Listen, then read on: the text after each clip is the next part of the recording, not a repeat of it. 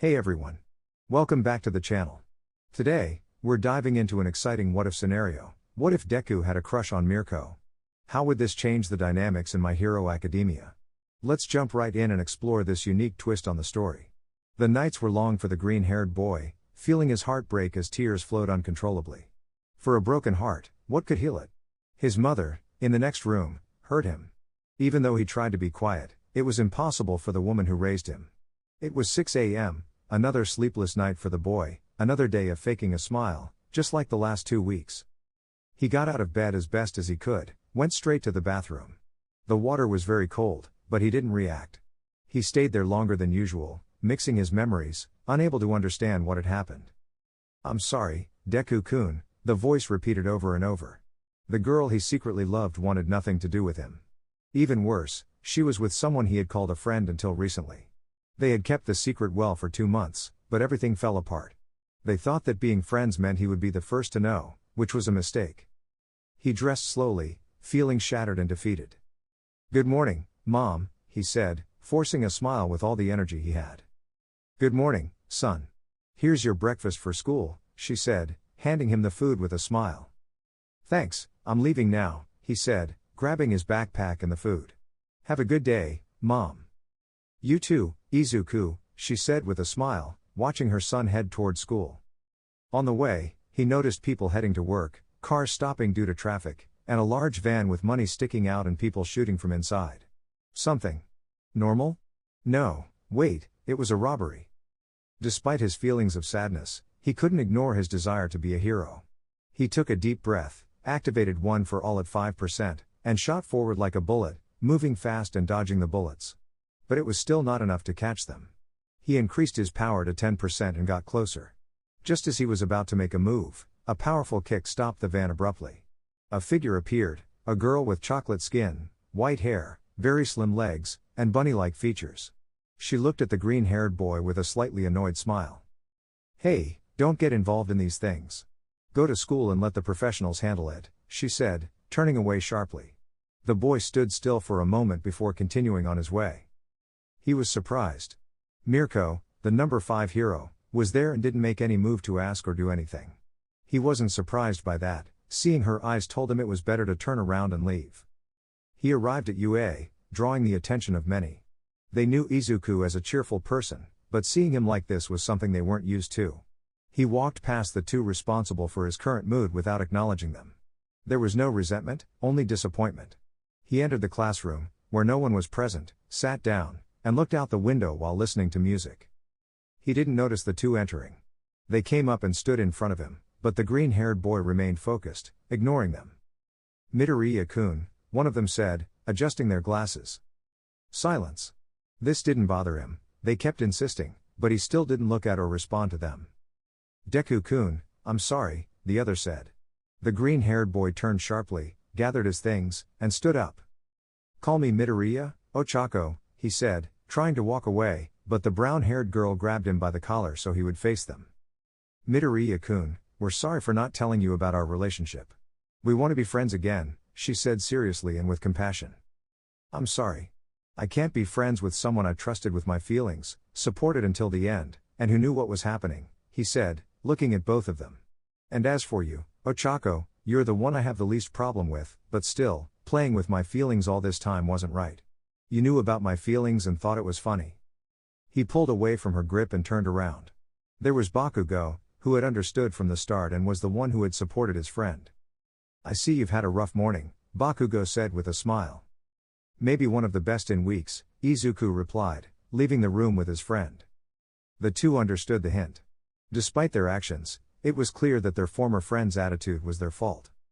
The boys chatted about trivial things as they walked through the halls, with some time left before the first classes started. They took the opportunity to talk. "I see that round face and square eyes won't leave you alone," Bakugo sighed, tired of seeing how they bothered his friend. "Definitely, but what can you do? In the end, they want to go back to being friends, which I think is impossible," Izuku said with a smile, just as the bell rang. "Race?" Bakugo asked, but Izuku was already on his way without waiting, followed by the ash-haired boy. They both arrived at the classroom at the same time. Izuku gave a slight edge to keep it even, resulting in a tie. When they opened the door, Aizawa stood there with his usual monotone expression. "I see you're feeling better, Midoriya," Aizawa said, noticing Izuku's happy smile. Everyone there felt relieved, except for those two who regretted seeing him like this. They took their seats, and everyone focused on Izuku and his expression. After a moment, they turned their attention to Aizawa, who was about to say something important. "There are 2 weeks left before you start your internships with heroes, but there's a surprise for today." Before he could say anything more, the door burst open, falling off its hinges from a powerful kick. In walked the top 5 hero, Mirko, with a fearsome grin.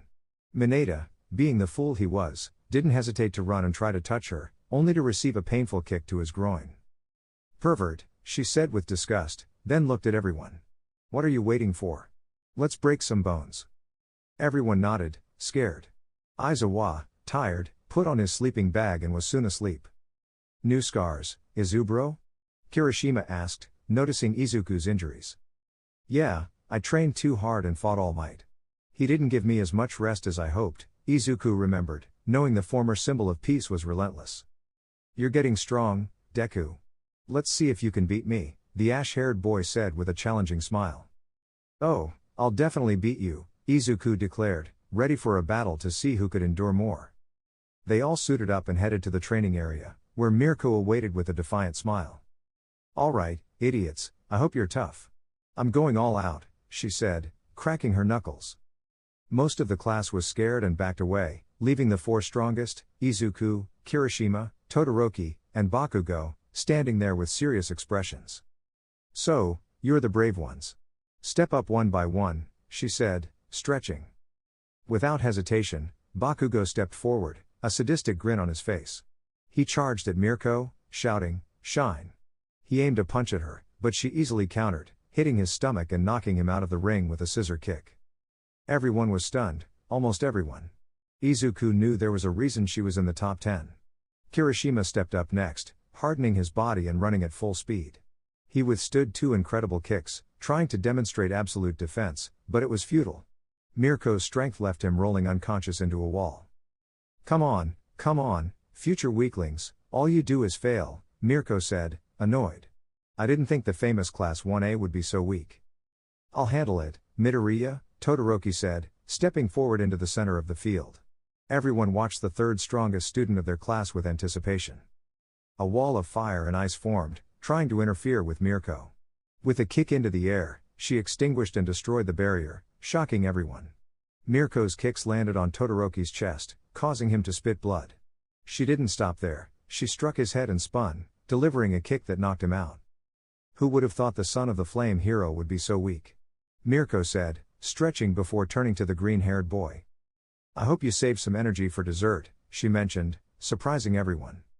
Everyone was still surprised by the changes in Izuku's behavior after talking with Bakugo. It was clear now that Deku had changed, his once quiet and nervous demeanor had been replaced by one of bravery and boldness. "I like your attitude. I hope it's strong enough to take a hit from me, kid," Mirko said. To his surprise, Izuku managed to land a blow to her stomach.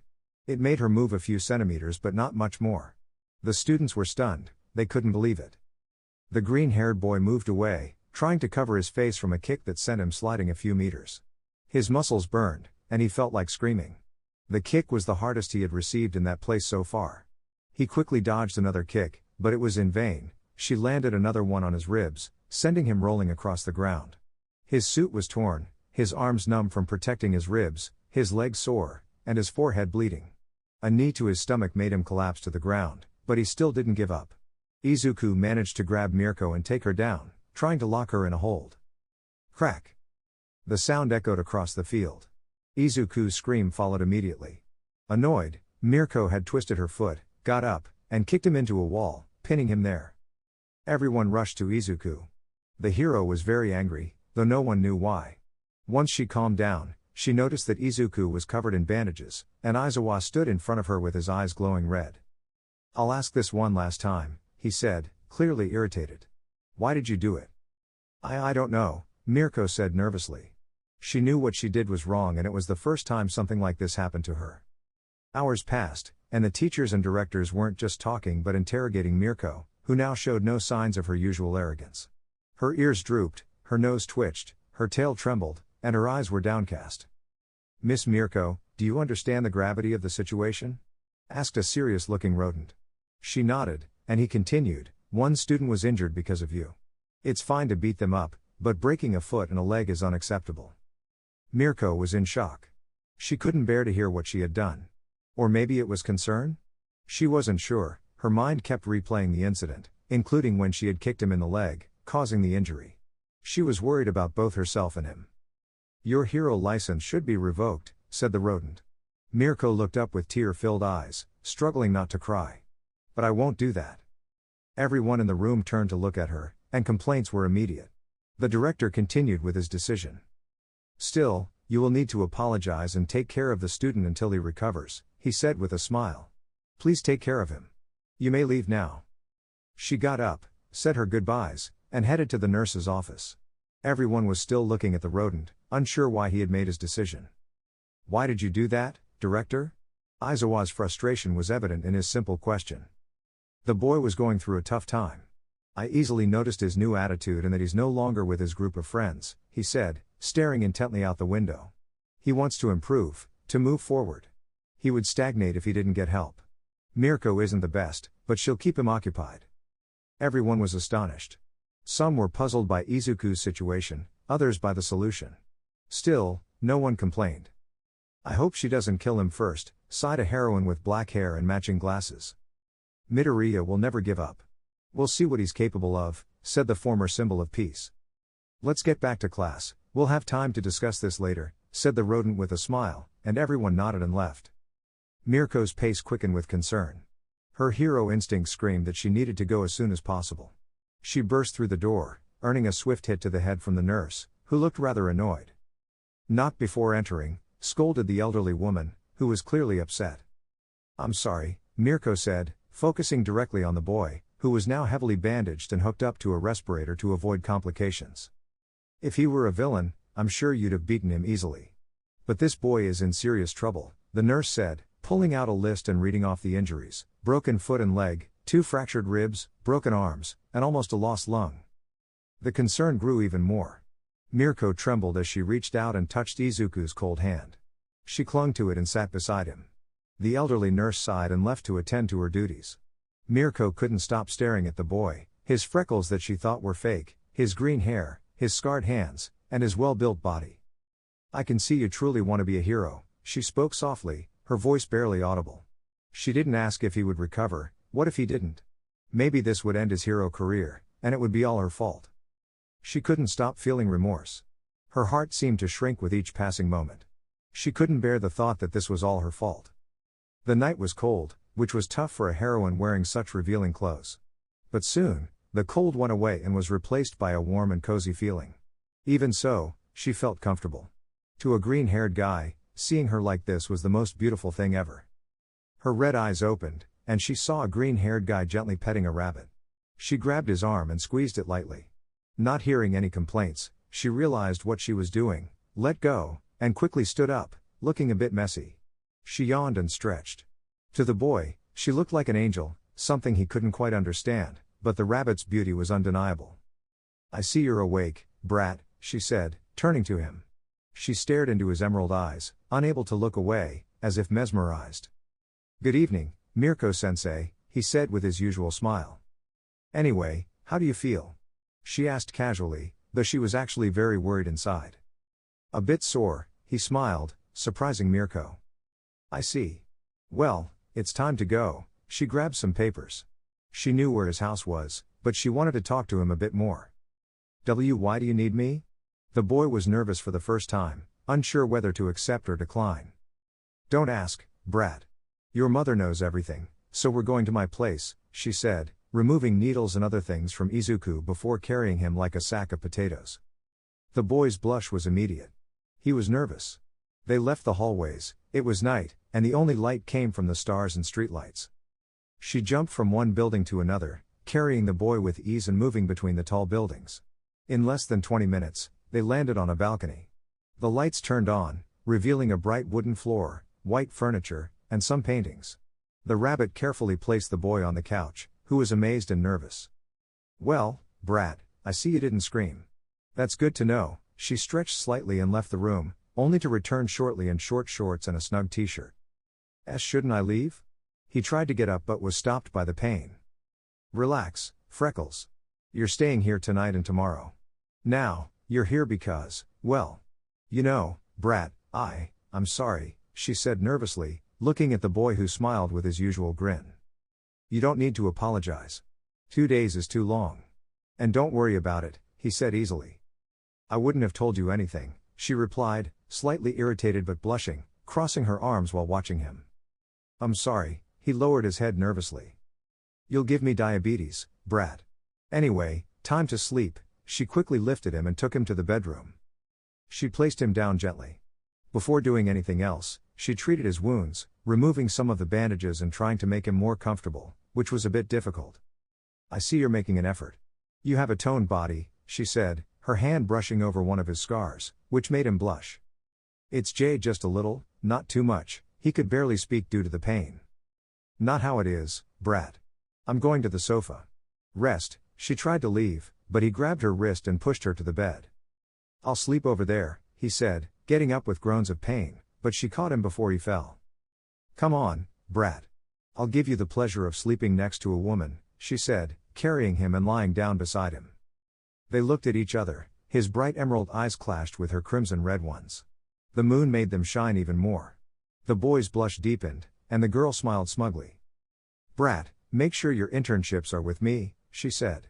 The boy nodded, scared, and she hugged him like a teddy bear since she was taller than him. For the heroine, it was a great night. She hadn't slept like that in a long time. For the future #1 hero, his back ached, Mirko's strength made it impossible for him to move. Morning came, and the green-haired boy got up as best as he could. The pain was normal for him. He went to the kitchen and found an abundance of carrots. He made carrot pancakes with orange juice. After finishing, he went to the bedroom, placed the plate next to the table, and started tapping the heroine's nose. A kick to his stomach made him kneel. She got up, saw him, sighed, took him by the shoulders, and lifted him. I see you're my punching bag, brat, she laughed, a laugh that made him smile too. I made breakfast. Sorry for using the kitchen, he said nervously. I'll scold you if it's bad. She took a bite and couldn't help but finish it, looking at him with puppy eyes. I'll make more, he said with a smile. The girl stood still, thinking about what she had done. She couldn't believe she had brought an injured boy to her house. She lay down, staring at the ceiling, blushing, and her heart and mind kept reminding her of his smile. She felt a tiny feeling in her heart. A few minutes later, the door opened, and 2 stacks of pancakes were seen. She got excited and ate as if she had never eaten before. Now you'll have to do this whenever you train with me, brat, she smiled. It'll be a pleasure, Mirko-sensei, he grinned. Rumi, the boy looked confused. That's my name. Call me that. Okay, Rumi-san, he smiled, making the rabbit blush. He continued watching the heroine eat. Though it was a great moment, the day was a bit inconvenient. Friday, the last day of the heroine's patrol. She looked at the clock, then rushed to change in the bathroom, quickly combed her hair, and put on her shoes at an incredible speed. All right, brat, I'm going on patrol. You stay here, she said firmly. Why yes, he replied, finally returning to his shy self after being serious. Don't worry, I'm not going to eat you, kid. Stop acting like this, she sighed, looking tired. Take off the bandages, you shouldn't be feeling much pain now. The boy nodded, and the heroine left. At that moment, he knew he had to escape to avoid worse consequences. He carefully planned his escape, removed the bandages, and left quickly. He moved at a moderate speed, hiding his green hair under a hood and wearing a small mask to cover his freckles. Relieved to be back at his house, he unlocked the door and went in. I'm home, he said as he took off his things, but noticed his mother wasn't there to greet him, which was unusual. He saw her keys, so he knew she was home. He ventured further inside and found her lying on the floor. There was no sign of life on her face, her vacant gaze spoke volumes. The boy touched her body and tried to move her. Mom! It's Izuku. I'm here, wake up, he said, his innocence showing through as he tried to hold back tears, hoping she was just asleep. There was no response. At that moment, he felt the deepest pain, losing someone most important to him. The cries of pain and despair spread far and wide. Neighbors came, broke down the door, and saw the green-haired boy holding his mother. His tears covered the floor and her face. The scene was overwhelming. People either cried or left to call an ambulance, which arrived in minutes. As they pulled him away from his mother's lifeless body, his once bright emerald eyes were now dull, still filled with tears. Everything was there, in an ambulance heading nowhere. She had died. The woman who had made him happy, who had helped him, who was always there, was gone. No amount of tears could ease his pain. How many hours had passed? 5? 6? Maybe more. The green-haired boy sat there, staring at his house, his mind filled with memories of his mother, their goodbyes, her happy shouts, sometimes tears, and anger. Now, reviving those memories felt useless.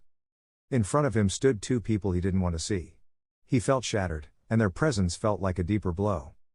Deku, the girl's voice was filled with pain as she saw her former best friend, his messy hair, lost gaze, red eyes still wet with tears, and visible shivering.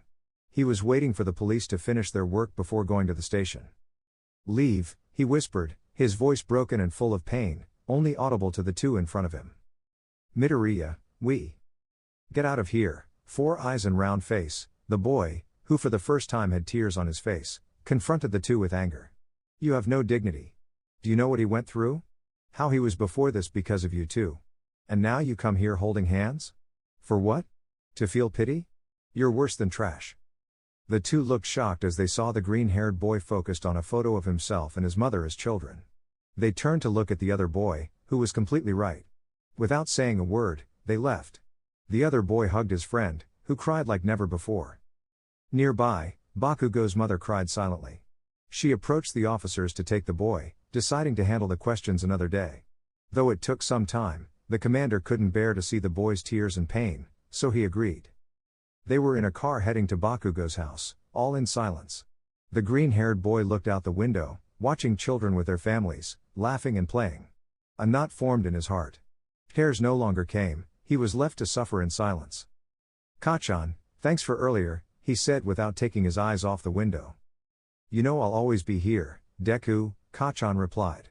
They bumped fists, surprising his mother.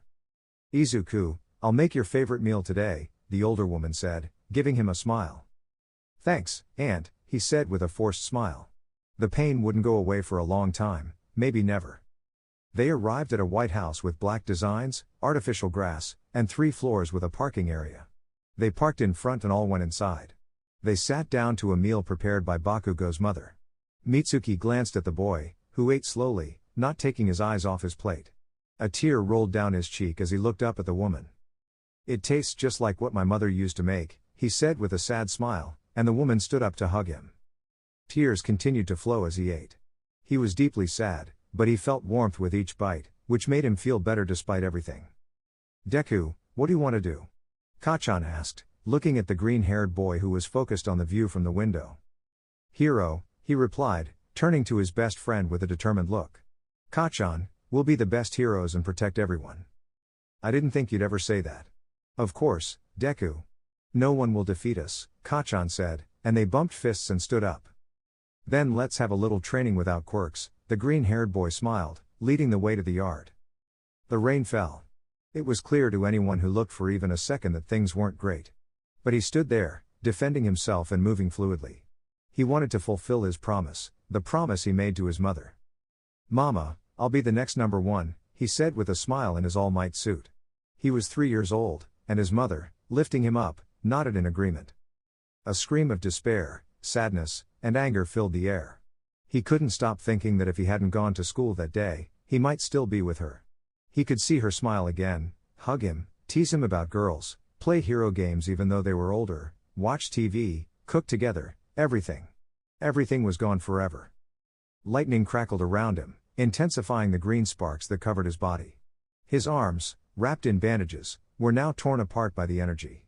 Just as he was about to lose control, a powerful kick sent him crashing to the ground. "I see you escaped," the heroine said, annoyed. She approached him, grabbed his shirt, and lifted him to her height. She noticed the boy's eyes were not just red but dull. She understood what she saw and hugged him without saying a word. "Come on, brat, tell me what happened," she said. Despite her muscular frame, the hug was comforting. "My mother," he said, the words coming out with pain. The heroine hugged him tighter, encouraging him to continue. "She died." After I went to UA, she died. When I came back from your place in the morning, she was there. The rain soaked both heroes. It was cold, but the warmth from their embrace was enough for both. The heroine held the boy, comforting him until he finally stopped crying. I understand that feeling, Izuku, she said, looking up at the cloudy sky. Though the clouds were gray, a break allowed some sunlight to shine through. I also lost someone, my mentor. She showed the world how it should be, how it had to be. In the end, she died protecting as she wanted. So heroes can't always be happy, he said, curling up against her legs. The rain had stopped, but his gaze remained dull. Even so, she, who was not just my mentor but like a mother to me, once told me, a smile is the strongest expression of all. If you smile, you are undoubtedly already a hero. She smiled as she looked at him, who was surprised. How do you know Nana's words? He asked aloud, still sitting in her lap and staring at her. Brat, she said, blushing. She didn't expect this from him. She was my mentor. She was nervous. He gently held her cheeks, making her look into his eyes. He searched for any sign of deceit, but all he saw were her nervousness and blush. For him, it was clear she was telling the truth. Tell me what you know about Nana, he said, pulling his hands away from her blushing cheeks. She nodded, feeling embarrassed. How is she controlling me? He thought. His mind was a ticking time bomb, his heart racing faster, and his cheeks showing that something was happening. But what was it? She helped me with my quirk. As you can see, I'm a rabbit. When I was young, I was insulted and given nicknames, she sighed. I broke their bones, but they still didn't learn. It was like they didn't get it. The green-haired boy swallowed hard at hearing that she had broken bones. He hadn't expected that, but continued to listen intently. I met her one day at the park. At that time, I was too young to know who she was. When I finally found out, you can't imagine my surprise, she smiled, a genuine and happy smile. She helped me so much, more than you can imagine. My training, my legs, arms, jumps, everything is thanks to her. Her smile turned to sadness. The boy hugged the rabbit, making her blush deeply. Keep going, I'm here, he whispered, which only the girl could hear, and she nodded. Wednesday, 8:47 p.m. It was a long night. I was in another city patrolling as she had decided, to keep me away from danger. That night, May 18th, at 8:47, I got the news that she had died. She hugged the green-haired boy tightly, several of his bones cracked, but it didn't bother him. He comforted her, gently stroking her back to calm her. I'll keep you for a month since your internship starts tomorrow, brat, she pulled away and gave a smile that startled him. No, no, and no, you're not taking Izuku, the woman stormed out of the house with an annoyed look. When she faced the two, they both shouted, and the heroine stood up so quickly that she knocked the boy down. Rumi. Mitsuki. The two women hugged while the boys watched, confused. Who would have thought you'd try to steal the brat? The rabbit said, causing the platinum-haired woman to laugh. No, I brought him here because I wanted to. You should have heard it from him, she said sadly, and the rabbit embraced her. I'm really sorry. Hey, kid, she shouted at Izuku, who stood up and faced her. I'm proud of you. Your mother is definitely watching and smiling. She's here, watching you. Now, keep your promise and be the number one hero. The boy's eyes filled with tears. He felt his back being hugged, feeling that warmth one last time. Be the number one, my son. That voice made him turn around. There was the silhouette of a slender and beautiful woman with emerald eyes and green hair, smiling broadly. Show what you always wanted to be, no matter what. I'm proud of you. Hey Rumi, Mitsuki, and Bakugo. To the surprise of the three, they turned and saw her smiling. It brought tears of sadness and astonishment to their eyes. Mitsuki, you're amazing. Please, take care of my little Izuku, the mentioned woman nodded. And take care of yourself too. Bakugo, from now on, you'll be my son's ultimate rival. Show what you both are made of, and look after each other. You'll be like brothers now, they exchanged smiles. And you, Rumi, yes, I'm upset with you. You hurt my son, disappeared for months, and now you want him to be more than just your helper. The woman's serious and angry expression made the rabbit's ears droop. She looked down, blushing as she faced the older woman. If you care for him, train him, love him, and don't harm him, then fine. But if you hurt him or ruin his career or emotional well-being, remember that hell will be your home. Swallowing hard, the fear in her voice was clear. The contrast from her usual cheerful self made everyone laugh, but for the green-haired boy, it was the most embarrassing moment. My time is up. Take care, this is goodbye, she said with a smile. Come and hug me. Everyone rushed to give her a hug, saying their tearful goodbyes. When it got dark, there was no trace of her left. I love you, Mom. 4 days passed, and things went on more or less normally. The funeral for the green-haired boy's mother was small, attended only by acquaintances and a few heroes who were close friends of the deceased. It was sad, the clouds seemed to weep constantly. It was a day more sorrowful than any other. The boy could only cry, quietly and sadly, but still, she was his mother, after all. The last thing they said to each other while she was alive was a goodbye, and now it was a farewell for eternity. A heart attack, the doctor said, though it was unusual for a young, active woman. Apparently, her family had a history of heart problems, which seemed like the most plausible explanation. In a world of heroes, where the abnormal and unreal dominate, the ordinary still persists. In this case, it was a heart attack. Umbrellas shielded a few people, some under the tree in front of the grave, others emerging from there. Everything was over. The green-haired boy was soaked but didn't even notice it. He was just there, in front of his mother's grave, Inko Midoriya. The dark gray words on the tombstone marked her name, the date, and the names of those who would miss her.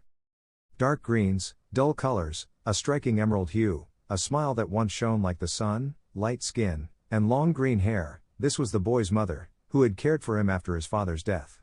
Everything that once gave life now lay buried.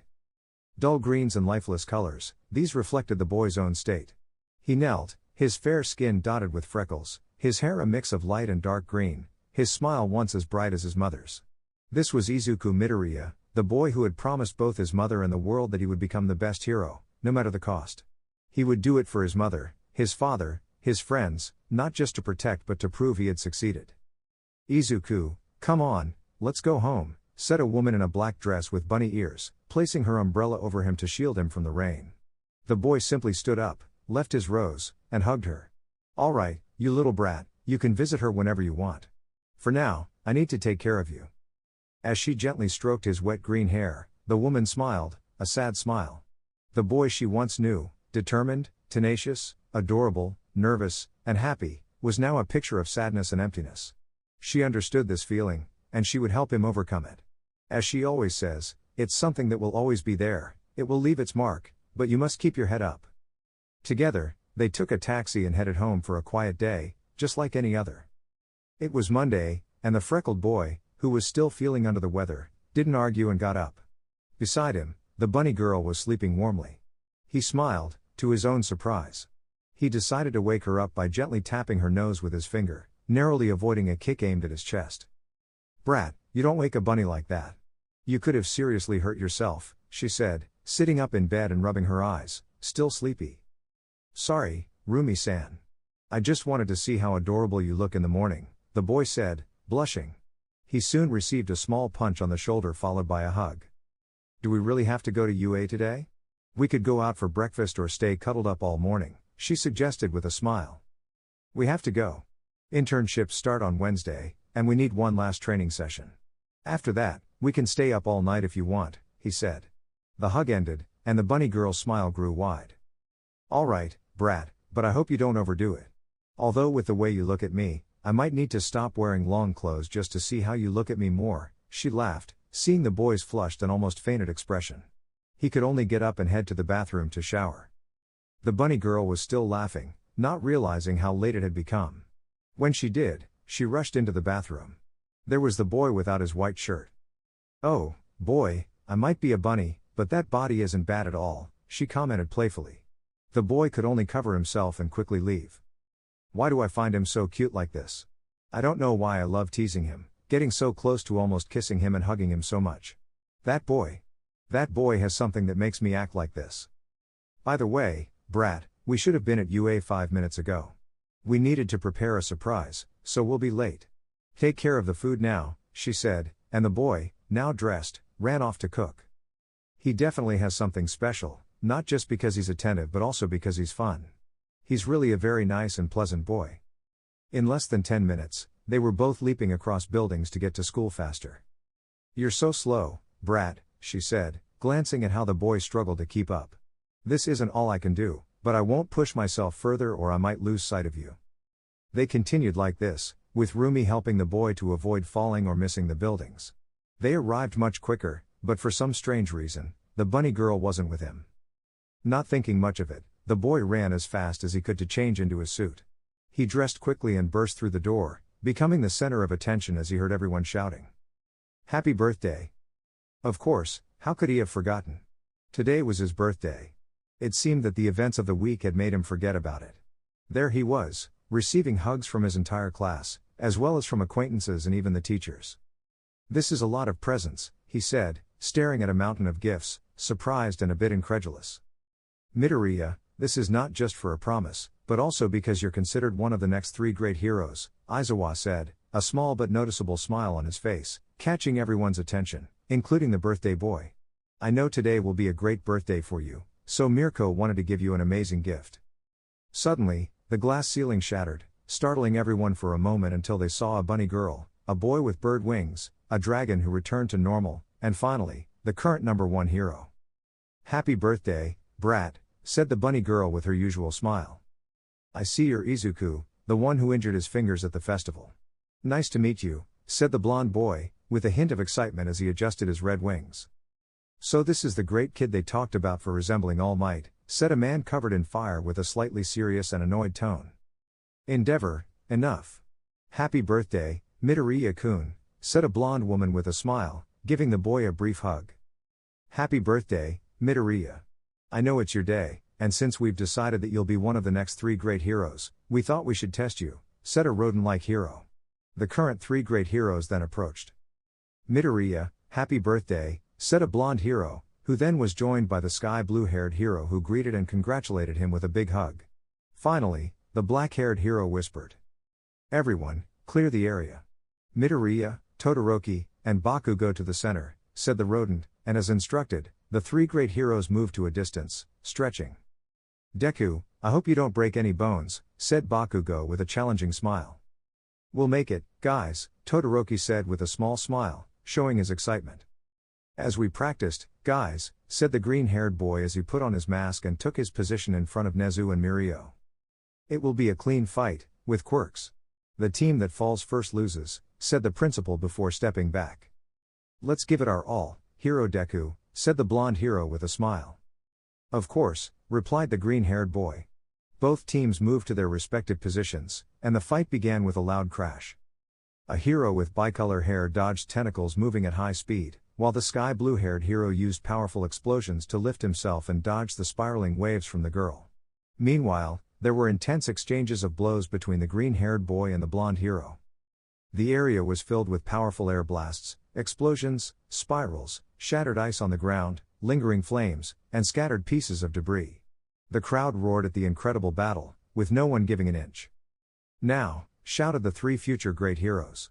They quickly coordinated their moves, delivering a series of kicks and punches enhanced with green lightning, followed by massive explosions and a final blast of ice, ending with a burst of fire. The smoke filled the area, obscuring the 3 heroes. To everyone's surprise, they were still standing, but for how much longer? "Now, guys." The bicolor-haired hero created an ice ramp that both boys used. They launched themselves into the air, using their hands for support. The sky blue-haired hero created explosions to adjust their direction, and when they were in position, he threw the green-haired boy. "One for all 25%, he whispered to himself. Like a lightning bolt, the green-haired boy struck, shattering the ground and landing 3 blows that brought down the 3 great heroes. The place fell silent. It was an impressive sight and left everyone, or almost everyone, in awe. The invited heroes, Professor Aizawa, and a few others, as well as the principal, all had smiles on their faces. In less than 10 seconds, the place nearly erupted with cheers and excitement as the 3 boys high-fived and raised their fists in victory. "How did you do that? Do you have so much strength? What kind of training did you undergo?" the sky blue-haired hero asked, surprising 2 of the 3 boys. "Deku," came a whisper that made the boy in question laugh. "I didn't use full force, I didn't want to leave you in bad shape," he said with a smile. "This is great," said the bicolor-haired hero with a wide grin. "Spectacular. We definitely made the right choice, but for us, this isn't all," the principal said with a somewhat sinister smile. "You'll face 3 of the 4 guests," Aizawa said, his smile wider than usual. It was clear that everyone felt some fear. They looked at their opponents, all top heroes. How could they possibly win? Hawks will face the bicolor-haired hero, Ryukyu will fight the dragon hero, and I'll take on the brat, Mirko said, finishing her stretching. Well, we're definitely going to get smashed, that's for sure, but let's try to do well, said the boy who usually wanted to attack and be the strongest, now looking serious and scared for the first time. You know the rules. Anyone who leaves the ring is out. We'll see who finds it easier, the principal said as he stepped back. There they were, number 2 hero Hawks, number 10 hero Ryukyu, and of course, number 5 hero Mirko. The fear was palpable, they were trembling, sweating, and swallowing more than usual. They felt like they were up against an impenetrable wall. Come on, brat, it's just beginning. The bunny girl moved swiftly behind the green-haired boy, taking the kick meant for him and sending her several meters back with a powerful punch to her abdomen. I've watched all your videos, Mirko, he said, dodging a series of kicks. I must say, you're incredible, but at least now I can defend myself. One for all 35%. For some, it was the limit, for others, it was just the beginning of the fun.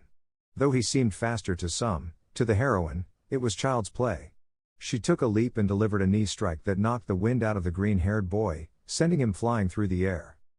Facing the son of my idol is fun, Mirko said, effortlessly dodging and slicing through several ice shards. She flew through the air without interference until she encountered a burst of flames and an ice wall. Didn't see that coming. How clever. Spinning in the air using her wings for momentum, she extinguished the fire and shattered the ice wall, which caused their plan to fall apart. The blonde hero descended, deciding to go hand to hand. He quickly landed 2 blows, disrupting the nearly perfect defense of the bicolor-haired hero. He continued to strike until he was met with a fiery punch to the face, followed by an ice kick that pushed him back a few inches. Not bad, but not enough, he said, sending feathers at high speed that struck the bicolor-haired hero's chest repeatedly. To the spectators, it seemed like a massacre. How could these kids, who had managed to defeat the 3 great heroes with strategy, possibly stand up to top heroes? It was mathematically impossible. They could do nothing but endure and hope they didn't get killed. 3 concentrated explosions were aimed at the heroine, who easily dodged or avoided them before they could reach her. The boy was losing patience, and when he finally tried to land a hit with an explosion, a dragon arm blocked him. As he tried to retaliate, he received a punch to the face, followed by being grabbed by the leg and slammed multiple times against the ground. Though she easily lifted him, the heroine didn't expect the powerful counterattack. He quickly removed the 2 grenade-shaped gloves from his suit and unleashed a tremendous explosion. Despite her injuries, the heroine didn't let go. To everyone's astonishment, she transformed back into a dragon and launched the boy into the air. The green-haired boy, the sky-blue-haired hero, and the bicolor-haired hero, who was also thrown into the air, were all in pain and falling rapidly. Their opponents eagerly awaited their descent. A flash of light occurred as the 3 descended, empowered, and crashed into the ground, proving their strength. If they were to leave, they would do so as heroes. All right, I hate using both my arms and legs at the same time, but I have no choice, guys, said the green-haired boy. I'll have to use triple the power in my grenades. Let's see what happens, said the blonde hero, smiling as he watched the 3 opponents slowly approach. I'll use both sides at once. I hope your plan works, Midoriya, said the bicolor-haired hero. It will work. Now, let's counterattack, Midoriya said with a smile. Both heroes ran at the same pace, and to everyone's amazement, when they were about to hit the first opponent that approached, the large bunny girl was sent flying several meters back by the combined force of the 3 attacks. Her arms burned from the pressure, and her smile changed to one of determination and happiness. Without giving them a chance to breathe, they struck the chest and legs, and finally froze their wings. An incredible explosion sent the dragon hero crashing next to Mirko. The dragon's legs and wings were encased in ice, and after several explosions and a powerful kick, the dragon returned to her original form, landing on the ground alongside the other heroes. Well done, brats, Mirko smiled. The boys thought it was over, but it was a cruel trick. Feathers from the blonde hero's costume sent them flying into the air. A swift scissor kick brought them back to the ground, followed by a massive stomp from the great dragon, creating a pile of debris and a thick cloud of smoke where the boys had fallen. The top 3 heroes watched with satisfaction through the smoke screen. Detroit, the shout echoed throughout the area. Smash! The boy could only receive a protective hug from Mirko to avoid the attack. His mind gave up, collapsing against the heroine's chest. Clearly, the idea was to go without quirks, but we should give them a fair test, don't you think? Mirko looked at the principal, who only smiled. I was going to introduce that rule, but I think today was worth it, he said, smiling as the boys got back up. I'm not done yet. The boy tried to generate explosions, but couldn't. That's enough. Now let's go enjoy ourselves, Aizawa said with a smile. I'm proud of you guys. That was incredible, Izuku, Bakugo, and Shoto. Kirishima appeared with most of the class. You definitely deserve that spot, Karo, said a girl with dark hair, hugging the birthday boy with a smile. You're definitely the best, added another with a smile. It's time to eat, shouted a blonde hero with a black streak, and everyone followed eagerly. Rumi. The green-haired boy said, taking Mirko's hand. Yes, brat. The scene was so moving for Mirko that the boy gave her a kiss on the cheek. Her tail wagged, her heart raced, and her blush was intense, with her ears standing up. Thank you, he said, hugging her, leaving Mirko momentarily speechless. He then rushed to the table to guard the cake from any mishaps. There she was, overwhelmed by her emotions. Her heart raced, her eyes were anxious, her tail twitched, and her blush was the most noticeable of all. Do you like him, green-haired boy? Asked her blonde best friend. Chicken wings or shut up, or I swear I'll make you fried chicken, she said, blushing and walking away. The blonde's laughter was immediate. He'll give me the power I need, the current number one hero said with a malicious grin as he approached the table. Is that all, kid? The bunny glanced sideways at the boy, who could barely move from exhaustion. Days had passed, and the internship had begun, a hellish time for many, and the boy was no exception. He walked with clumsy steps, sweating a lot, and breathing heavily. You look like a zombie, the bunny laughed at her own joke as the boy leaned on his knees, trying to catch his breath. Rumi. I can't go on, he tried not to faint from the exhaustion. It was only 50 kilometers, that's nothing for me, proud of her words, she didn't notice the effort he was putting in. The boy fell to the ground, still gasping for air, which worried the bunny. She picked him up and magically calmed him with a kiss on the cheek. It's easy to handle you, she smiled, close to his flushed face. Sorry for not keeping up, he said, embarrassed. All right, kid, let's go to my gym, she took his hand, and they headed to the gym together. The first signs of dawn appeared. For some, it was the perfect time to head to work, for others, just another day. For the green-haired boy, it was another day of torture and curiosity. He didn't expect the heroine to have a gym. They crossed a few streets and arrived at a dark gray building with a steel door. The bunny opened it, and they both went inside. The interior was just what you'd expect from a gym, but the boy was surprised to see more heroes there. Looks like you finally showed up, a long-haired blonde girl said. Lady, I see you're training, perfect, both girls turned to the boy, who felt a bit scared seeing their smiles. Is he the one? The blonde asked without taking her eyes off the boy. Yes, it's time to train him properly, the bunny led the boy to a small stool where she stood. There were several top heroes there, Ryukyu, Hawks, Edgeshot, and other heroes like Kamui Woods, Mount Lady, Present Mike, Midnight, Aizawa, and lastly, Mirko. Alright, you'll make this kid work hard. No quirks allowed, he'll only use his legs, everyone focused on the boy, who smiled nervously. And so began the training that would break anyone. First, Ryukyu delivered multiple hits to critical points, nearly knocking the boy out immediately. He managed to use his legs to block, but it wasn't enough. Next was Aizawa, who didn't give him any break, landing blows that stunned the boy. Despite that, he managed to land a solid punch on his instructor. 5 minutes, that's how long it took for him to quickly wrap his wounds. Keigo then took over, showing why he was ranked second. He didn't even let the boy breathe, knocking him down several times. Even though he got up, he was defeated. Kamui Woods followed, and while he took some hits from the boy, the combination of blows and disorientation caused him to fall almost unconscious to the ground. Come on. I can do more, he got up as best as he could, a thin line of sweat on his forehead, looking like he could barely go on, but he was still standing. Spinning around, he hit the hero's face, making him stagger, but it wasn't enough. He tried again, and this time, he knocked the hero down, who then spat a lot of blood. Rumi, I think we should help him, Keigo said, sounding worried.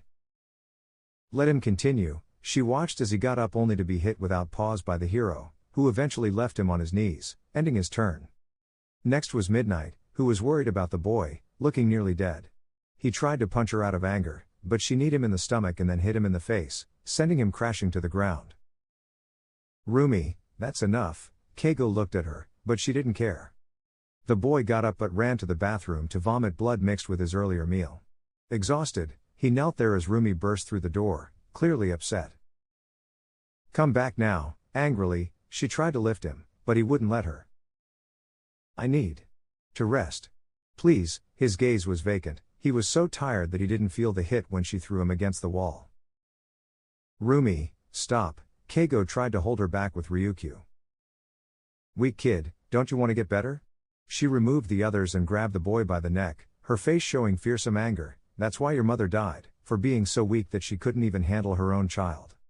It wasn't one or two hits, it was a barrage of blows that the boy didn't even try to resist. He stared blankly, and the harsh words from Rumi made him cry out loudly. Midoriya, Aizawa approached and, seeing the boy's state, gave him a hug. I'm sorry.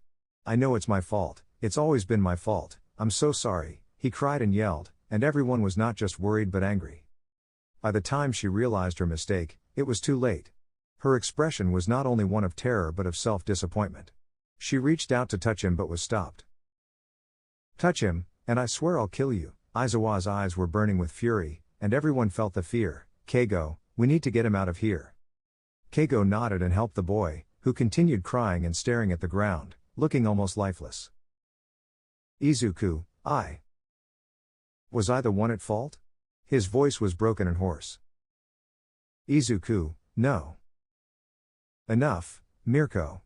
I think you've done enough, Keigo spoke firmly as he left the place with the help of other heroes. They were all in a small resting area. The boy tried to drink, but his trembling hands made it difficult. Kid, calm down. Your mom loves you more than you can imagine, Keigo tried to comfort him as he seemed lost in himself. Come on, come on. If you want, I can give you a kiss as a gift, Midnight tried to cheer him up, but it was in vain. I swear, if that bunny. Don't do anything to her, Lady Sensei, the green-haired boy said without looking at her, it's my fault for being a bad son. You're wrong, Izuku. Your mom really did love you, Ryukyu said, as she was very close friends with the boy's mother. Believe me, she never stopped talking about you. She loved bragging about you and always said she wouldn't have been happy without you. The boy suddenly got up and hugged the heroine while crying. She smiled and gently patted him to comfort him. Where is she? The green-haired boy asked, and everyone sighed. She's outside, Kamui said. Edge shot, I need a favor, the boy said, and everyone stood up to follow. The group went outside, where the girl was crying with her ears drooped. Get up and fight, Aizawa approached and forcibly lifted the girl. What now? She yelled angrily as she saw him point to the combat cage.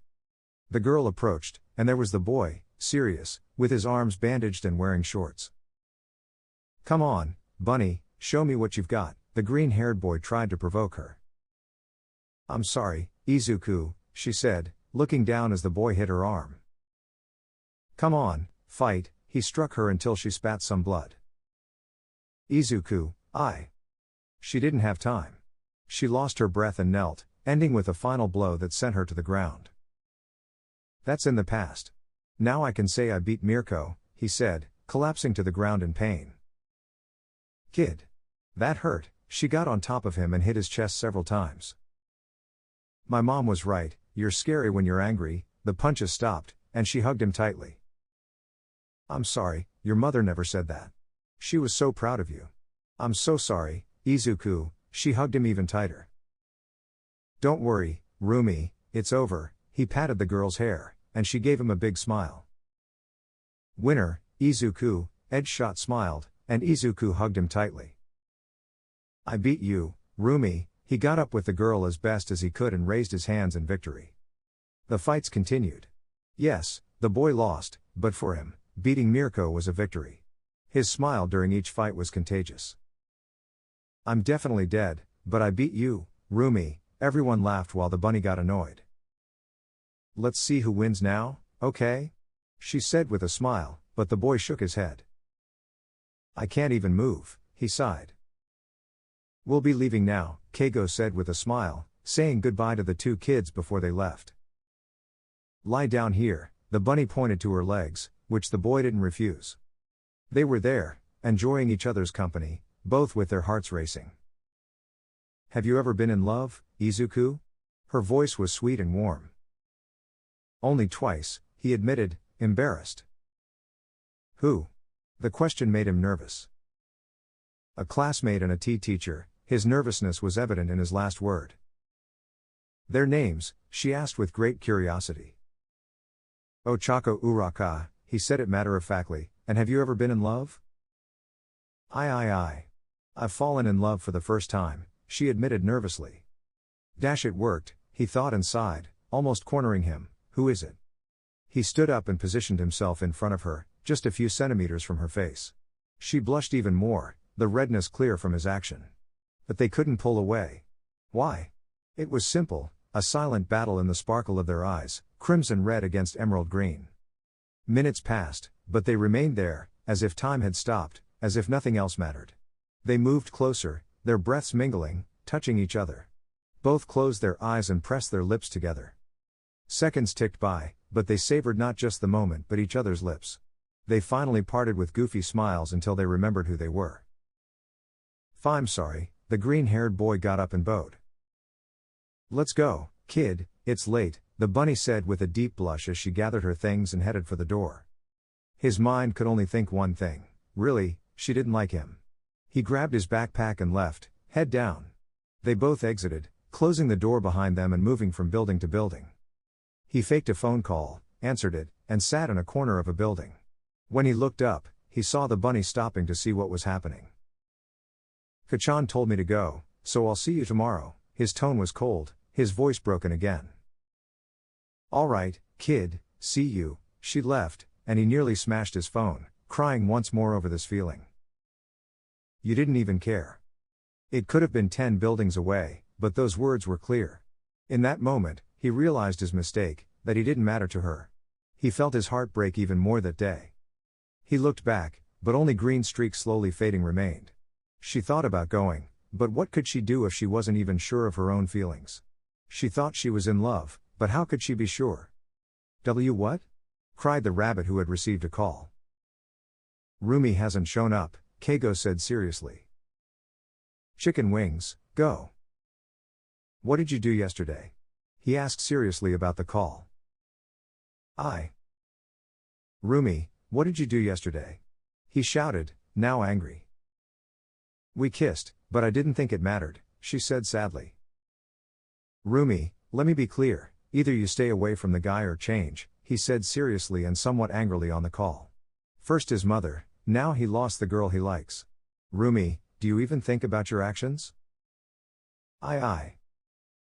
I see you don't. I'll keep looking for him. See you, he said and ended the call, ignoring his friend.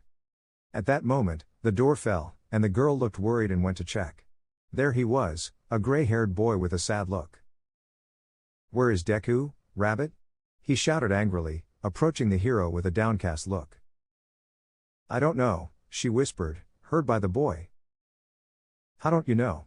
You're his hero mentor, you should know, he shouted, grabbing the girl by her shirt. She did nothing. I don't know, she said sadly. It's amazing Deku fell for you. First a round face, now you, he said, pulling away and hitting the wall hard. And about his mother. I assure you I won't forgive you. He hit the wall, cracking it, and looked at the girl who was crying silently. I love him, okay?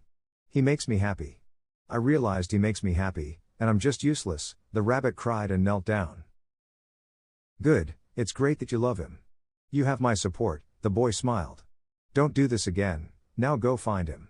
He should be at his mother's grave. The boy left calmly, and the girl quickly grabbed a jacket and went out with all her strength. The buildings were cold and dark, it was night. She spent the whole day searching for him, not seen since yesterday afternoon. Heroes, friends, and even the police were looking. The first place was the grave, and he wasn't there. Why does it seem like he is now? Only a few buildings had lights, cars heading home, and people going out for the night. It seemed fun if you didn't have extreme worry. She almost slipped several times, the rabbit was distracted, tears in her eyes, feeling awful. She arrived at the cemetery, more desperate than ever, and silently approached the grave where a shadow was placing a bouquet of flowers. "Mom, how have you been?" The boy sounded sad. "You know, I found out something. You seemed like a king to her. I know it's a lie, Rumi lies a lot." Tears fell and touched the grave. "Mom, she doesn't like me, and you know, that's okay. I can't force her, but it still hurts." I knew there wouldn't be a chance. His breathing was heavy, the rabbit knew he was upset. "Still, I'll become a hero, be number one. I met many heroes, Mom, your friends, and they're the best." The boy smiled a real smile as he brushed some dry leaves from the grave. "I'll come back tomorrow, like every night." Finally, the boy disappeared as if he had never been there. Izuku. Izuku, Izuku. She looked everywhere but he was gone. She could only go home and spend a sleepless night. "Keigo," said the green-haired boy as dawn approached. "Izuku, what are you doing here?" Keigo asked, surprised. "Just a bit of training. I have to be number one, that's the promise I made to my mom," he said, and the hero smiled, letting him in. There began a tough training session. Many heroes came and trained the boy, who looked more serious than usual. This time he managed to defend himself against Keigo, which surprised many. Midoriya, a gruff and slightly annoyed voice was heard. "Endeavor," the boy was surprised to see the hero. "Come with me," the boy nodded, and they went to a more private place. The atmosphere turned serious, with only the small flames from the great hero heard. "You will marry my daughter," the man said, causing the boy to be shocked. "I refuse," were his words, which made the man laugh. "Who told you that you could refuse? You'll marry her, and that's final," the man said seriously and a bit angrily. "I've made my decision. I refuse." The boy stood up and began to leave, but the place grew hotter, starting to suffocate him. "Young man, you don't decide," the heat made the boy kneel. "You will give me years as number one, you'll make us strong." The boy began to lose consciousness, gasping for air. Just as he seemed to be passing out, a strong kick hit the door and the hero, restoring the room to normal. "Izuku," the rabbit took him, he lost consciousness. "Mirko, don't you dare interrupt this," the hero stood up, looking angry. "Don't you dare touch him again, or I swear I'll kill you," she said, her eyes glowing red and her anger evident with an aura. "Endeavor, you better leave," Aizawa said angrily, causing the hero to give up and leave. "You will give me the strength I need, whether you like it or not," he said angrily to the boy who was getting up. He left, and everyone looked at the boy with small burns. "Are you okay?" the rabbit asked the boy. "I'm better now," he smiled, and the girl hugged him. I'm so sorry, forgive me," she hugged him, and he smiled. "I forgive you." The place was left in ruins after the big attack caused by several black beasts, surprising everyone with the monsters. "Nomus," everyone whispered before bracing for a big attack. The incredible beasts moved swiftly, giving no respite to the heroes who were either fighting back or defending. The place was wrecked by their force. The only one not fighting was the green-haired boy, wrapped in Aizawa's bandages. For him, the rule was clear, and not facing it meant punishment. "Come on, is this all?" causing another big explosion that took down a Nomu completely. "Bakugo, Midoriya is in trouble," said the bicolor hero, appearing quickly. "Let's go," he said seriously as they jumped from one building to another. "You're missing the fun," Shigaraki and Toga appeared from a portal, looking refreshed. "They're fakes," Ryukyu spoke through the intercom.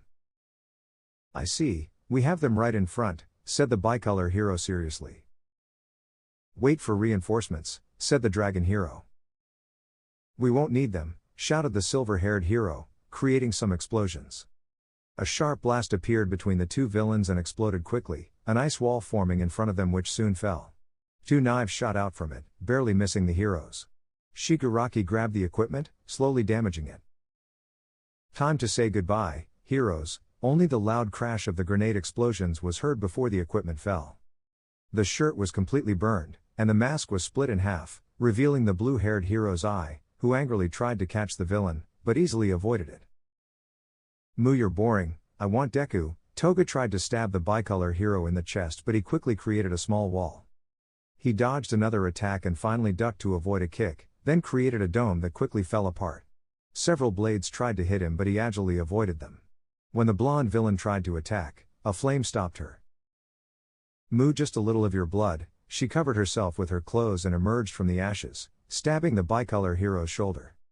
A small groan of pain was heard as she pulled out the knife and applied ice. She kicked the blonde villain's face, sending her several meters back. Meanwhile, the blue-haired hero kept attacking the boy, who tried to land an explosion. "The world will be ours," said the villain with some anger. "Over my dead body." After a while, a strong explosion hit the villain's chest, giving the hero a moment of relief. But peace was short-lived. The villain lifted a leg and slammed it onto the hero's shoulder, then gave him an uppercut, causing him to stagger, and finally a knee to the jaw, knocking him down almost unconscious. "Over your dead body? Then so be it, hero." Before grabbing the hero's neck, an ice layer covered his hand and body. A flame pushed him away from the silver-haired hero. He stood up, slightly dazed, realizing the situation. "We're barely holding on. We should call for reinforcements soon." "Over," said the hero through the intercom. "We have bad news. You'll have to face him or at least wait a few hours," Mirko, who seemed busy, said. "Damn, okay, understood." The silver-haired hero looked at the bicolor hero, who had heard everything. "We won't have help, so we need to use more strength." The bicolor hero sighed and created an ice spear with a flaming tip. "Definitely, we'll use all our strength. This will be fun." He took some grenades from his belt, activated them, and threw them at the villains. Seconds later, they exploded, creating a smoke screen which the bicolor hero used to his advantage. He spun the spear a few times and thrust it into Toga's equipment, then delivered a strong blow to her abdomen. He used the spear's handle to strike the blue-haired villain's knee and then made several cuts on his arms and legs. "This isn't over, hero." Toga delivered a hard kick and a sharp cut, causing the bicolor hero to fall. He got up, covering himself while his back continued to bleed. "Bakugo," a groan of pain came from the bicolor hero as he tried to stay steady. "Yes, I'm coming." Bakugo smiled, creating an orange line that exploded on the ground, separating the villains. "This isn't over." He wrapped both villains in an explosion, sending them into the air. Despite this, they came down and hit the hero's heart, making them spit blood. They avoided a kick to the face, then exploded and froze the villain's leg. "We won't get help, let's finish this," the bicolor hero said, enduring his back pain. "I too, ah!" he yelled in pain from a knife in his leg. "You talk too much, and I want to see Deku." The blonde villain was a bit annoyed. A strong explosion was heard as the top floor of the building came down. The hero, very angry, rose with his explosions and, taking both villains by their faces, created an explosion that smashed them against the building's edge. The place was frozen, slowing down the enemy. For the heroes, having someone skilled with ice was a big help. They slid easily. In front of them, he created a massive flame that covered both bodies. From a distance, cameras captured the moment where Endeavor's son faced the League of Villains leader, but only small particles of a purple portal remained. "Damn it!" Bakugo yelled, frustrated. "We need to find help," the bicolor hero said before collapsing, leaving a large pool of blood. Meanwhile, the city was horrified to see one of the top 3 heroes being brutally beaten. Mirko tried to help, but a dozen Nomas blocked her. There he was, the green-haired hero, being burned from all angles. "Is that all? You resist a lot," Twice said, hitting the hero repeatedly. "One for all 35%, his limit finally showed, revealing more lightning interrupted by blue flames. These flames were thicker and stronger, melting any metal easily. The hero endured this intense power and heat, and when it stopped, he was hit by multiple twice clones, preventing him from catching his breath. "Today will be the day they lose the so-called symbol of peace," Dabi said with a laugh. "It will be fun, what madness," said the other man with a grin. I won't give up," Izuku said, struggling to get up before being hit by another flame attack. "Detroit, Smaw." Before he could continue, a kick sent him crashing through an entire building, which the heroes and news cameras captured live. "The situation is worse than expected," a reporter said with a trembling voice. "Izuku Midoriya is being brutally beaten." The crowd watched as Izuku emerged from the building, trembling and in pain, but he still managed to land 2 blows on twice, sending him flying, and finally broke Dabi's wrist, which Dabi ignored and reset. Heroes are fools. He grabbed Izuku by the shoulders and burned him completely. They think they can handle everything. He kneed Izuku in the chin, lifted him by his face, and slammed him into the ground. But they're just simple cockroaches. Flames covered the buildings and the area, making it impossible for the cameras to record anything without the glare. Izuku, Momo and almost the whole class were watching from their luxurious home, all seeing Izuku being burned alive. Midoriya, Jiru commented while fiddling with her jacks. If Deku, Uraka cried uncontrollably at the sight. To everyone there, the blue fire was being countered by red flames, which kept increasing, completely eliminating the blue fire wall. I hate to say it, but right now I shouldn't be called number 1, angrily, he hit Dabi, sending him crashing into a building. The hero lifted Izuku, who wobbled but smiled at the sight of the flaming man. Slowly, both got ready to fight dozens of Nomus, which the number 1 hero easily handled. These seem weaker than the ones I faced, said the man, somewhat confused. They seem like unfinished experiments, which is why they're so weak, replied the green-haired hero. Kid, you really surprise me, he said with a smile while burning several of the monsters. The city celebrated the hero's success, seeing it as the perfect time for a hero's appearance. Everyone seemed more relaxed, or so they thought, until a wave of Nomus emerged from several buildings. They might be weak, but there are a lot of them, Keigo said, using his feathers to cut off limbs. All right, Hawks, try to incapacitate as many as you can. I'll burn them. Izuku, let's win this battle. Following this small but direct plan, they did their best. Izuku was like a bull, charging through the Nomus and clearing a path for them to be easily burned. Hawk's feathers did an almost perfect job, reducing the massive army that kept coming. I hate seeing these monsters, the rabbit hero, annoyed, smashed the skull of one of the beasts with a blow. I know, but we don't have anything left to do, the dragon heroine said in her transformation, managing to destroy a large number of Nomus. Yeah, the loud shouts of present Mike could be heard as he shot Nomus everywhere. I'm hating this more and more, Aizawa said, tired and not stopping his attacks on the endless stream of Nomus. After this, I'm taking a long vacation, Midnight said, dodging attacks to counter and defeat one of the hundreds of incoming Nomus.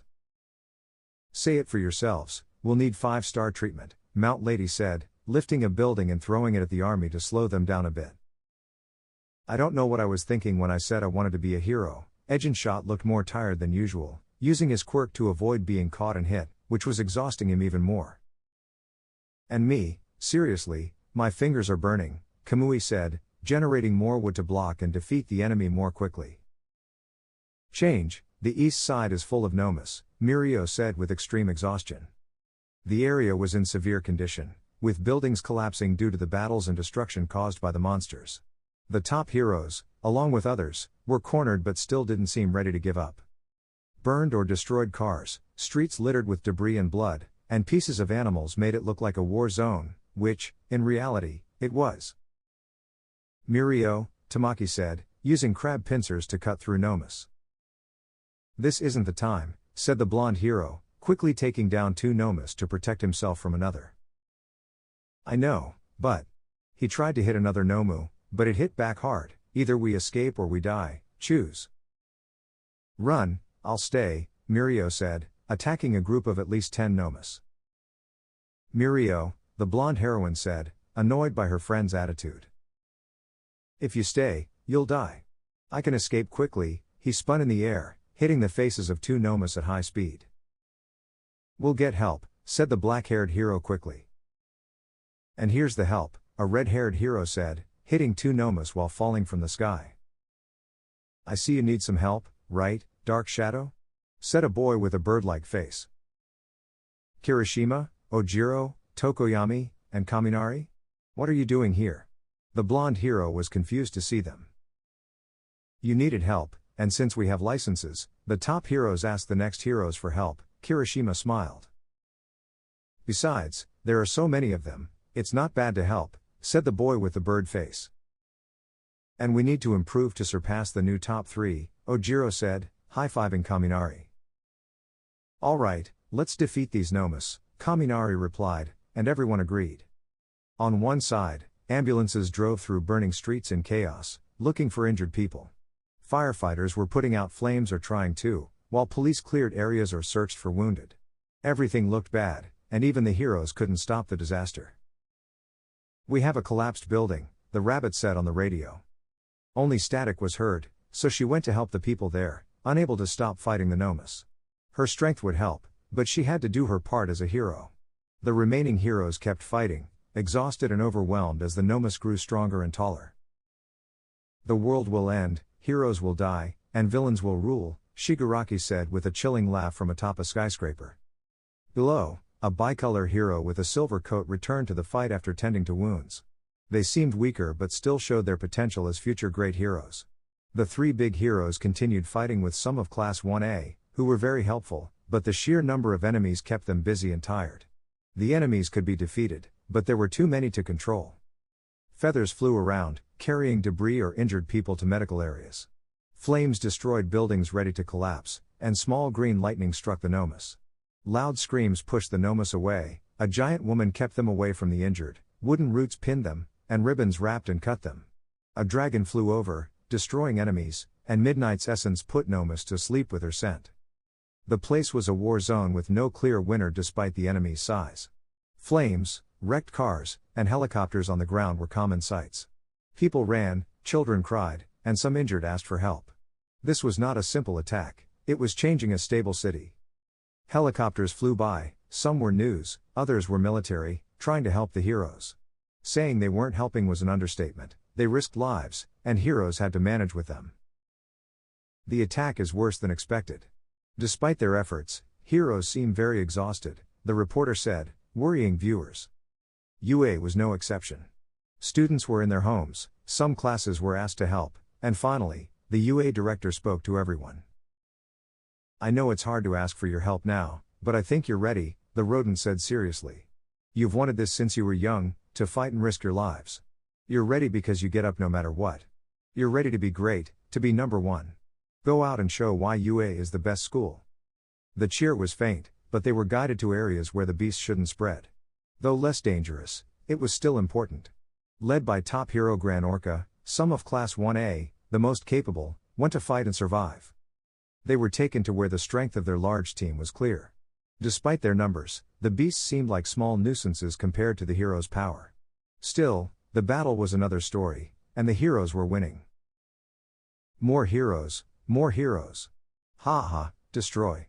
Nomas destroy everyone, Shigaraki shouted with all his might. "Endeavor," said the green-haired boy. "I see, kid. He controls them," said the hero, setting some enemies ablaze. "Mirko." The boy called out, and the girl came closer. "What do you want, brat?" The girl received a hug and a kiss on her cheek. "I'll be back," he said, surrounded by lightning as he left. The girl blushed and nodded. "Where's he going?" the rabbit asked, kicking an axe. "He's going to defeat the leader." "Don't get involved," came the reply. The rabbit huffed. "I'll go in 10 minutes, she said. Laughter echoed through the city despite the noise, wild and satisfying for its bearer. The blue-haired boy stopped abruptly when green lightning tried to approach him. Unfortunately, he was slightly cut on his arm. He fell rolling on top of a building, the wound deep and bleeding. With no way to bandage it, he noticed the tip of a weapon inches from his face. He ducked and kicked the knife into the air. It was so fast that some of his hair fell. He placed his forearms on the ground, rotated his hips, and kicked the blonde girl down several times. "Deku-kun, don't be so mean to your baby," she said, spinning her knife to run faster. The green-haired boy had the advantage of speed, much greater than the blonde's. However, he struggled against her technique, which involved throwing knives and closing in repeatedly. Without his gear, his kicks were average. His classic red shoes had some metal but not enough.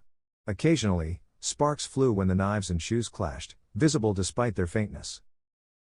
"Deku-kun, it's just a bit of your blood," the blonde said, kneeing him. He spat blood, and his lightning briefly vanished. He fell to his knees and received another kick to his cheek, rolling several meters. Struggling, covered in blood and exhausted, he was determined to win. His breathing was heavy, eyes and head drooping, arms trembling. For a moment, thicker, brighter green lightning struck him, and the blonde was embedded in the building's floor in the blink of an eye. My muscles, he groaned in pain. The blonde quickly got up and surprised him by stabbing a knife into his shoulder. A loud scream rang out as he instinctively grabbed his shoulder, letting out another cry of pain. Deku-kun, it'll just be a little bit of your blood, she shouted, approaching with a knife in her hands. A green lightning bolt hit the girl in the face with some force, making her fall unconscious. Wow, you're really stubborn, said the blue-haired boy while scratching his neck. There was a lot of blood on the ground. He was holding his arm and showing extreme pain on his face. His injured arm was scratched, suggesting he used it to hit his enemy. Rin, give up already, he said, enduring the pain. Give up? Look at everything I've done, she said, looking at the city in chaos. The area was almost completely destroyed. The few standing buildings were just lucky. It was a wasteland with fires everywhere, children crying and looking for their families, people running with severe injuries and helping others, cars almost completely wrecked, and police, firefighters, and ambulances doing what they could. On the other hand, the heroes were fighting non-stop, looking exhausted, bruised, and close to collapsing, but they kept going, battling an army they hoped would end. All I see are heroes doing their job. We will win. I will defeat you, he said as he walked slowly. But there's something my master told me, he said, stopping scratching his neck and looking directly at the green-haired boy, you will inherit my power. These words surprised the boy, who had to move quickly to avoid some concentrated air bullets headed his way. That's not all I can do, kid, she said, kicking the boy's face and sending him crashing down. The concrete was digging into his back, causing him intense pain. His body was shaking and he was spitting blood. His pupils were moving and trembling in his eyes, showing how terrified and hurt he was. Come on, kid, get up. It's just a little, she said with a smile, hitting him and sending him crashing out of the building through a window. Before he fell, black whips with red stripes grabbed his legs and threw him back into the building, slamming him against the walls. Blood poured from his mouth, and he was so injured he could only see the ceiling about to crash down on him. He had 2 broken ribs, a painful arm and legs, 2 broken fingers, and many scratches bleeding heavily. A helicopter captured the moment and broadcasted it to every phone, screen, and computer in Japan, just as Shigaraki had planned. Everyone will see how Izuku Midoriya will die at my hands, he shouted, heard throughout Japan. Everyone was watching in horror, including some heroes who paused in shock. A heroine stopped everything when she saw the camera focus on a broken window with the green-haired boy struggling to get up while spitting blood. Oh no, only I can beat up my little green bunny, you idiot blue-haired fool, she responded, destroying her last enemies and launching herself like an arrow to help the boy. Nana Shimura was killed by my old master. Now, screens switched to something horrifying that made everyone scream in terror. They couldn't believe what they were seeing. I killed All Might. The scene was grotesque and terrifying. There was the former symbol of peace, dead, with his blood still slowly dripping. All of it was captured by emerald eyes, now completely dimmed, with even the sunlight failing to shine in them.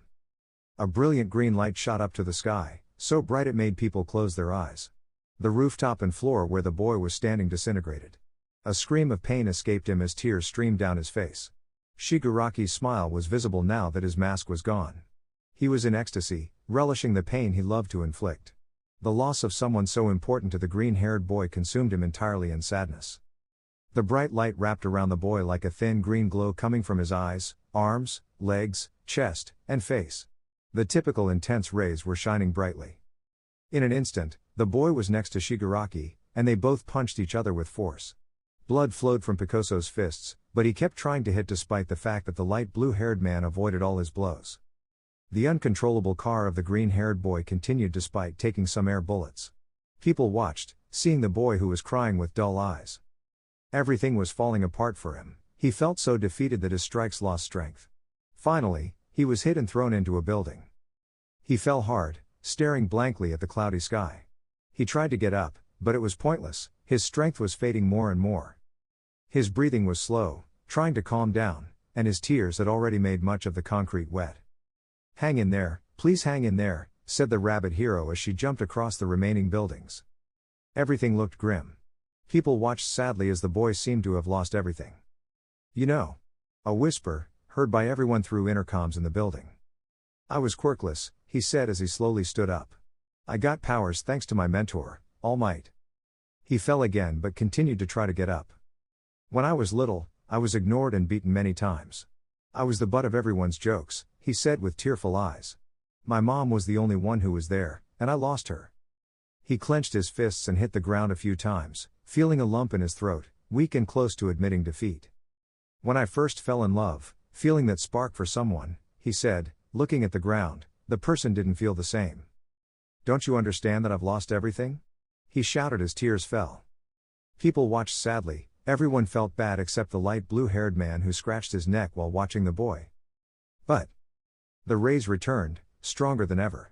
His hair moved with the force he was exerting, his eyes shone brighter than ever, and he stood up, turning his back on the light blue-haired man. The boy who made my life miserable as a kid is now my brother, he said, and the boy, shedding a few tears, heard him. All Might always told me I would become the best, and even though he is no longer alive, he is here with me, giving me support that you can't take away. The light blue-haired man was surprised to see a yellow silhouette next to the boy for a few seconds.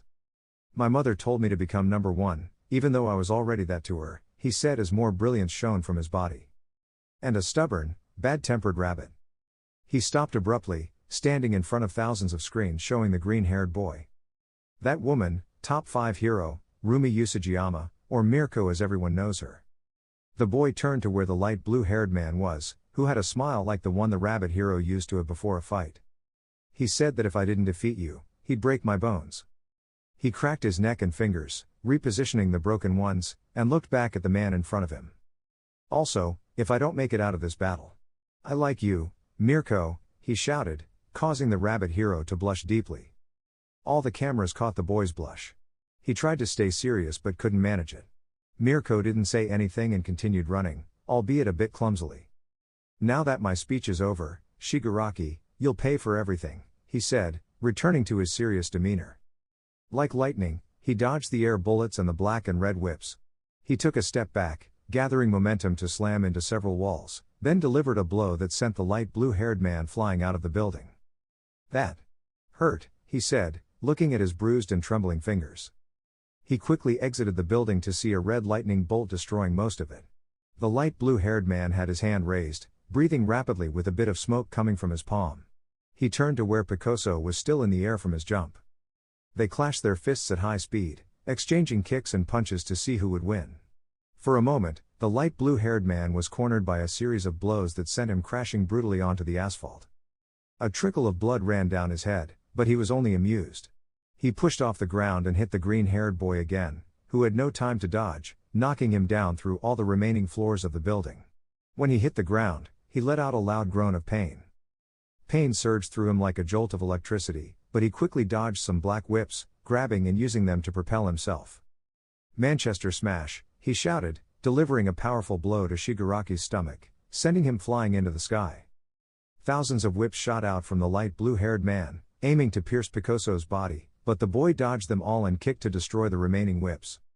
Everyone cheered with excitement, amazed by Izuku's incredible moves. But unfortunately, his quirk was taking a toll. His arms and legs were bruised, his suit was almost destroyed, leaving just a torn and burned training uniform. His chest was covered in burns, bruises, and blood. Well then, Hero Deku, let's see if this is up to your level, said the boy, who floated a few meters above the building, his eyes wide open as he laughed maniacally while his body bulged with muscle. Blood dripped from his mouth as he felt pain, seeing concrete stalactites forming on his limbs. The building transformed, creating spikes that caused him intense pain. A yellow glow emanated from the light blue-haired man, sending the boy crashing to the ground violently. Before he could be impaled by the stalactites again, a white-haired figure swooped in, pulling him out of danger. Mirko, the boy said quietly, nestled between her embrace. My green bunny, you really take risks. A few tears fell from her eyes as they stood near a still-standing building. Rumi, I'm sorry, I must have pushed you too hard, the boy wobbled, leaning back against the wall. He slowly sank to the ground, leaving a trail of blood that worried the rabbit hero. You know, today has been really tough. I don't even know how to talk to you without getting nervous, the boy said, giving a small smile. Izuku, I've met so many guys, and you're the most reckless one I've ever known, she said, glancing at a broken window with a slight blush before looking back at his emerald eyes. "Is that a good thing?" he asked, blushing as he saw her lick her lips. "It's the best thing ever," she replied before kissing Picoso. He was surprised at first but then responded. They kissed for a few seconds until the brunette pulled away, breathless, with her typical smile, while the boy was as red as a tomato. "Your lips are the most delightful thing ever, even more than carrots," she said. It was the cheesiest thing she had ever said, but for him, it was a little joke that made him chuckle. They kissed again, losing themselves for a few more seconds. It was the least expected place but the most beautiful for both of them. In a swift move, the green-haired boy lifted the rabbit hero by her legs, carrying her on his shoulder to escape the building filled with stalactites. Once outside, he gently set her down. Just as she was about to complain, she saw him being pinned to the ground by new stalactites, his arms cut and new wounds from the air bullets. "I guess I'm sorry, I still can't stop being a hero," he said with a smile. For the rabbit hero, everything seemed to stop. The boy's body was filled with green lightning one last time, breaking the stones and sending him flying. They exchanged a few more blows until his muscle enhancement began to fade, and he fell heavily to the ground. The green-haired boy created a large concrete shield as he approached, dodged 2 strikes, and delivered several kicks that shook the light blue-haired man.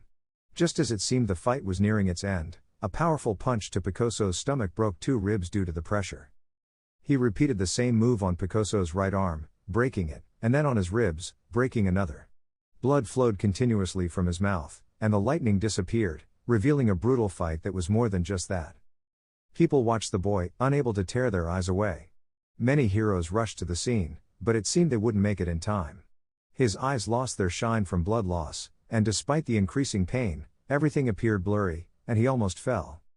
"I'm returning the favor, Izuku." An incredible kick sent the light blue-haired man crashing into 3 buildings.